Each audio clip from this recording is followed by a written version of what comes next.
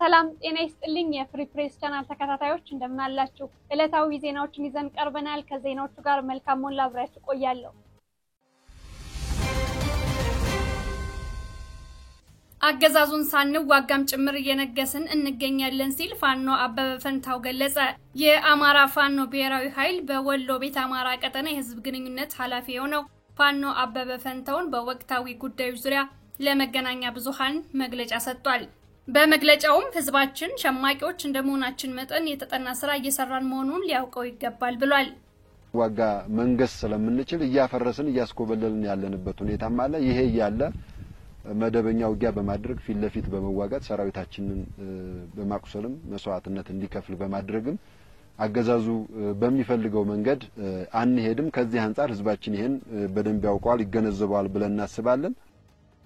ፋኖ አበበ ፈንታው አገዛዙ በተለያዩ ጊዜያት እየነዛቸው ባሉ ፕሮፓጋንዳዎች ዙሪያ ምላሽ ሰጥቷል። የአማራ ብልጽግና ተላላኪ ሆኖ መንገሻ ፈንታውን የተባለ አመራር ራያ ቆቦ በመግባት ፋኖች ህወሓት ላይ ጥይት አይተኩሱም በሚል ለህዝብ ንግግር ማድረጉን አስታውሶ ምላሽ ሰጥቷል። ተለይ በቅርቡ የአማራ ብልጽግና ቃል አቀባይ መንገሻ ፈንታው ያልኩት ዶክተር መሆኑን ጠፍቶኝ አይደለም። ለሀገርና ለህዝብ ያልጠቀመ ዶክተሬት ሆድ ለመሙሊያ በልቶ ማደር በሚቻልበት ጊዜ ሆዱን ለመሙላት የተጠቀመበትን ዶክተሬት እንደ ዶክተሬት ስለማንቆጥረው በአጠቃላይ ለሀገርና ለህዝብ ያልጠቀመ ዶክተሬት ከዶክተሬት ስለማንቆጥረው ነው በስሙ የጠራሁት። ራያ ቆቦ ዞብል በመግባት የተናገረውን ንግግር ሁላችንም የምናስታውሰው ነው። ካሁን በፊት ላሊበላም ላይ እንደዚህ የተናገረውን ንግግር ታስታውሳላችሁና ከዚህ ጋር ተያይዞ አሁንም ራያ ቆቦ ዞብል ከተማ ድረስ በመግባት የተናገረው ንግግር አለ። ህወሓት እዚሁ ዞብል ስር ምሽግ እየጫረ ባለበት ነባራዊ ሁኔታ ልጆቻችሁ አማራነታቸው ምን ላይ ነው? ህወሓት ላይ አንድ ጥይት አይተኩሱም፣ እኛ ጋር ግን ለአማራ ህዝብ ጥቅም ነው በሚል ትንቅንቅ ውስጥ ናቸው ያሉት በሚል የተናገረው ንግግር ህዝባችን የሚያስታውሰው ነውና ከዚህ አንፃር አሁንም የፕሮፓጋንዳ ቅስቀሳ ዘመቻቸው ምንድነው? ህዝብን ከህዝብ በማጋጨት በዛ መካከል የራሳቸውን ጥቅም ለማስከበር እየሄዱበት ያለው ርቀት የተሸነፉ መሆናቸውን የሚያሳይም ጭምር በመሆኑ ይሄንን ህዝባቸውን እንዲያውቀው እንፈልጋለን። ህዝባችን በቅጡ እንዲገነዘበው እንፈልጋለን። ይገነዘበዋልን ብለን እናቃለን። ለምሳሌ ነው የጠቀስኩት የራያ ቆቦ ዞብል በገቡበት ሁኔታ የተናገረው ንግግር በጣም አደገኛ ንግግር ስለሆነ ህዝብን ከህዝብ በማጋጨት የራሳቸውን የፖለቲካ ትርፍ ለማትረፍ የሄዱበትን ርቀት በጣም የታዘብንበት ሁኔታ ስላለ ህዝብም ስለሚታዘበው የአካባቢ ማህበረሰብ ካንዴ ሁለቴ ሶስቴ ዋጋ የከፈለ ማህበረሰብ ስለሆነ ከነሱ የሚጠብቀው ነገር የለም። ከልጆቹ ግን የሚጠብቀው ነገር ስላለ ልጆቹ ደግሞ በትክክለኛው የትግል መስመር በትክክለኛው የትግል ሀዲድ ላይ ስላለን ምን ሰራውን እናቃለንና ህዝባችንን አሁንም በሰሜን በኩል ግጭት ውስጥ እንዲገባ በማድረግ በዛ ግጭት ውስጥ ራሳቸውን ለመፈልገው ለማግኘትና ለነጥረው ለመውጣት ያደረጉ ያለውን ጥረት ህዝባችን ይገነዘባል። አሁንም በመላው ዓለም ያለ አማራና የትግላችን ደጋፊ በዚህ ደረጃ የወረዱ መሆናቸውን እያወቀው እንዲሄድ ሰሞኑን በአገዛዙ እየተስተጋባ ያለውን የወሎ ክልልነት ጥያቄን በተመለከተ ምላሽ የሰጠው ፋኖ አበበ አማራን የመከፋፈል ሴራ ነው ብሎታል። ከዚህም ጋር ተያይዞ አማራን የመከፋፈል ሴራ አንዱ ነው። ከዚህ ሴራ ጋር ተያይዞ የወሎ ክልልነት የሚል ጥያቄ በጣም በርካታ ጊዜ ይነሳ ነበር። አሁን ደግሞ እያነሱ ያሉበት ሁኔታ አለ። ከዚህ ጋር ተያይዞ የአማራ ህዝብ ካልታገለ በመከፋፈል ብቻ ሳይሆን ሙሉ ለሙሉ ማጥፋትም ብኩን ማድረግም ነው የሚፈልጉትና ወሎን ክልል ማድረግ ሳይሆን ከዛም በዘለለ ለራሳቸው መውሰድ የሚፈልጉ ኃይሎች በካርታም ጭምር እንዳካለሉት እናቃለን። ክልል ማድረግ ሳይሆን ከፈለጉም ከተቻለም ፋኖ በርቶ ካልታገለ የአማራ ህዝብ በርቶ ካልታገለና ይህን ጥላት ለአንዴና ለመጨረሻ ካልተቻለ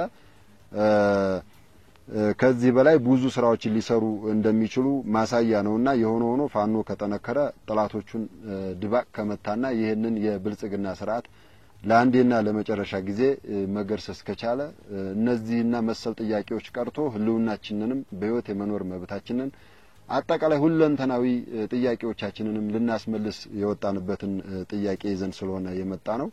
እንደነዚህ አይነት ሴራዎችን ህዝባችን በመገንዘብ የትኛውን ማህበረሰብ ነው ክልል የሚያደርጉት ማንንስ አናግረው ነው ይሄንን ሴራ ህዝባችን በመገንዘብ አሁንም ይሄ ስርዓት የአማራን ህዝብ ካላጠፋ ብኩን ካላደረገ የማይተኛ ያንድ ቡድን ፋሽስታዊ አገዛዝ ስለሆነ ህዝባችን ይሄንን ሴራ በቅጡ እንዲረዳውና እንዲገነዘበው ማድረግ እንፈልጋለን። አብን የተባለ በአማራ ህዝብ ስም የተቋቋመና አማራን የማይወክለው ፓርቲ በኤርትራና በሌሎች ጉዳዮች የሚሰጠው ሐሳብ የአማራን ህዝብ እንደማይወክል ከፋኖች መነገር አለበት በሚል እንደሚከተለው ተናግሯል። ያይዞ በአማራ ህዝብ ስም የሚሰራ አንዳንድ ነውር አለ። ካሁን በፊት የኤርትራን ሀገርነት እንቃወማለን ሌላም ብለው የተናገሩት ንግግር አለ። ያ ነገር የአማራን ህዝብ አይወክልም፣ ፋኖንም አይወክልም። ሆዳቸውን ነው ሊወክል የሚችለው። አብይ አህመድንና ተልዕኮ የሰጣቸውን አካል ነው ሊወክል የሚችለው። ይሄንን ነገር በአለም ላይ ያለ የአማራ ህዝብ ያውቀዋል። ህዝባችንም መሬት ላይ ያለው እንዲያውቀው እንፈልጋለን። ከታጋዮቹ አንደበት ይሄ መጠቀስ ስላለበት ነው።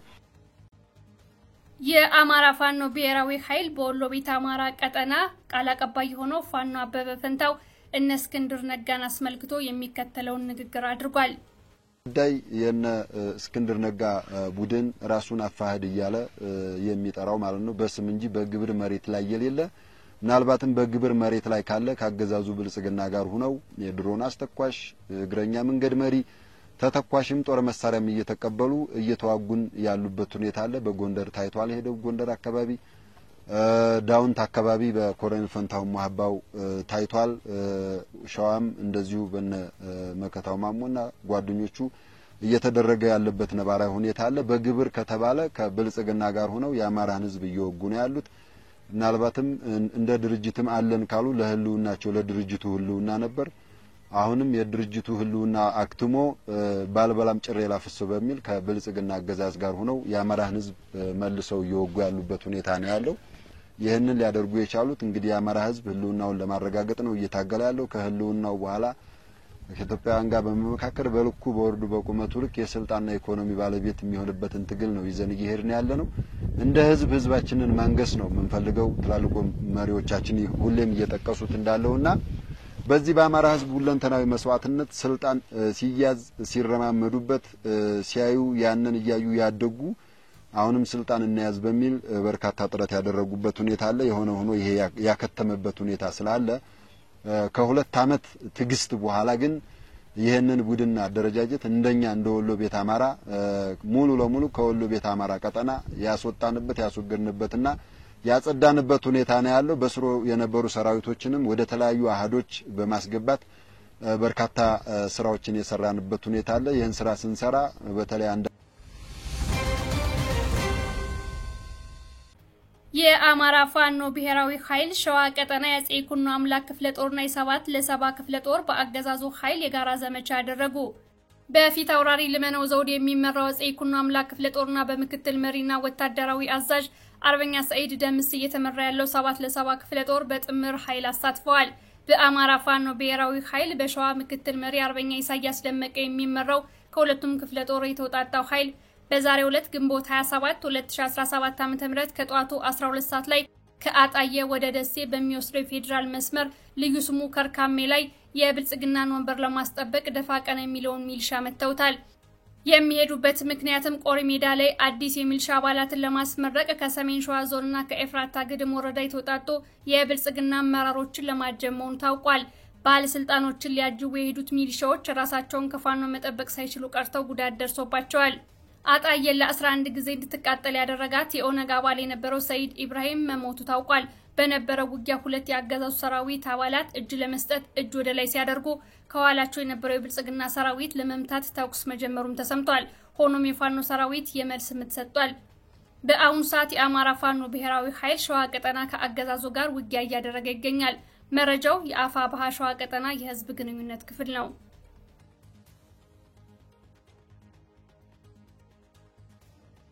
ብልጽግና ለ14 ዓመታት ስራ ላይ የቆዩ የአዲስ አበባ ተወላጆችን ዛሬ በይፋ አሰናበተ። በአዲስ አበባ ተራ ማስከበር ስራ ላይ ተሰማርተው የነበሩ ተራ አስከባሪዎች ከስራቸው ተባረዋል። በመተካቸው 996 የታክሲ ተራ አስከባሪ ወጣቶች ዛሬ ስራ ጀምረዋል።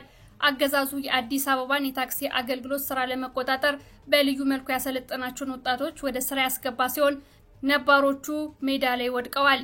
አሰራርን ለማዘመን ቢሆን ነባሮቹ ስልጠና ተሰጥቶ ይቀጥሉ ነበር ሲሉ አስተያየት ሰጪዎች ተናግረዋል። ዛሬ በጎንደር ጠንካራ ውጊያ ሲደረግ ውሏል።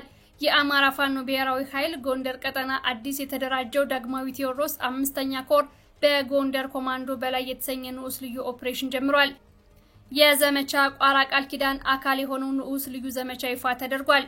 የአፋባ ጎንደር ቀጠና ዳግማዊ ቴዎድሮስ 5ኛ ኮር የጎንደር የበጋሻው ክፍለ ጦር የጎንደር ብርጌድ የቃኘው ብርጌድ እና የአጼ ፋሲል ብርጌዶች በጥምረት ጎንደር ከተማ ምስራቃዊ አቅጣጫ ዘልቀው በመግባት ከንጋቱ 11 ሰዓት ጀምሮ ብርቱ ውጊያ አካሂደዋል። በጎንደር ከተማ ደቡባዊ አቅጣጫ የአጼ ቴዎድሮስ አውሮፕላን ማረፊያ አቅራቢያ ብርኋላ የተባለ የአገዛዙን ምሽግ በማፈራረስ በጥልቀት ለመግባት ተጋድሎ እየተፈጸመ ይገኛል። የአፋብሃ ጎንደር ቀጠና ዳግማዊ ቴዎድሮስ 5ኛ ኮር የታድሎ ብርሃን አካል ብርጌዶች ውጊያውን እየመሩት ይገኛሉ። በጎንደር ዙሪያ ወረዳ ዳሩን ማክሰኝት ከተማ ያለውን ኃይልን በመምታት ሰብረው በመቆጣጠር የወረዳውን ፖሊስ ጣቢያ በመስበር ከ70 በላይ የግፍ እስረኞችን ማስለቀቅ የቻለው የአፋባ ጎንደር ቀጠና የዳግማዊ ቴዎድሮስ 5ኛ ኮር የጥቁር አንበሳ ክፍለ ጦር ነው። አሁንም ከተማውን በመቆጣጠር ቀሪ ተልእኮችን በመፈጸም ላይ የሚገኝ ሲሆን ከጎንደር ከተማ 40 ኪሎ ሜትር ርቀት የተወሰደ ስኬታማ ዘመቻ ሆኖ ተመዝግቧል። የንስር በለሳ ቅጣው እጅጉ ክፍለ ጦር አሃድም ተሳትፏል። እየተደረጉ የሚገኙ ዘመቻዎች ከጎንደር ባህር ዳር ዋና አውራ ጎዳና ላይ የሚገኙ ከተሞች የሚደረጉ በመሆናቸው ህብረተሰቡ በከተሞችና ጥቁር አስፋልት መንገዶች ጥንቃቄ እንዲያደርግ መልእክት ተላልፏል። አገዛዙ በጎንደር ከተማ ያሰባቸውን የፖለቲካ ሻጥሮች፣ አስገዳጅ ሰልፎችና የአደባባይ ትርኢቶች የማያቆም ከሆነ ህዝባችንን ከእንግልት ለመታደግ ሲባል በየትኛውም ቦታና ሰዓት አስፈላጊውን ስራ አጠናክረን የምንቀጥል ይሆናል ብሏል። የአፋባ ጎንደር ቀጠና ቃል አቀባይ ዮሐንስ ንጉሱ የአማራ ፋኖ ብሔራዊ ኃይል በወሎ ቀጠና የአማራን ህዝብ እየሰለለ ለብልጽግና አሳልፎ ሲሰጥ የነበረው ሰው ላይ ፍትሃዊ እርምጃ መውሰዱን አስታወቀ። በመርሳ ከተማ ህዝብን አጉል ፍረጃ በመፈረጅ ትራንስፖርት ከማገድ ጀምሮ በፋኖ ስም ንጹሃንን እያሰረ ግፍ ሲፈጽም የነበረው ሙሉጌታ ሰማው ላይ ፍትሃዊ እርምጃ ወስጃለሁ ብሏል። እንደ ፋኖ መረጃ 113 ሰዎች በመርሳ ውሃ ወረዳሎ ቀበሌ ሜዳ ዋጩ ሜዳ ተገድለው የአውሬ ሲሳይ ሆኗል። የፋኖ ቤተሰብ ነው እየተባለ የተደበደበ የታሰረ ቤት ለቆ የሄደ ከፍተኛ ህዝብ መኖሩም ታውቋል። ይህ ሁሉ ሲደረግ እባካችሁ ወንድሞቻችሁን አትግዱ በሚል በተደጋጋሚ ተመክሯል። ይሁን እንጂ እንኳንስ ከስተቱ ሊማር ይቅርና ከእለት እለት ክፋቱና ጭካኔው እየጨመረ በመሄዱ የአማራ ፋኖ ብሔራዊ ኃይል የልጅ ኢያሱ ኮር የእጁ ክፍለ ጦር ቃኝ አባላት የመርሳ ከተማ አስተዳደር የማዘጋጃ ኃላፊ የነበረውን ሙሉጌታ ሰማው ላይ ፍትሃዊ እርምጃ ወስዷል። መረጃው የልጅ ኢያሱ ኮር ህዝብ ግንኙነት ነው። ዕለታዊ ዜናዎቻችን የተከታተላችሁትን ይመስላሉ። ሌሎች መረጃዎቻችን በፍጥነት እንዲደርሷችሁ የዩቲዩብ ቻናላችንን ሼር፣ ላይክ እና ሰብስክራይብ እንድታደርጉ በአክብሮት ጠይቃለሁ። ጤና ይስጥልኝ።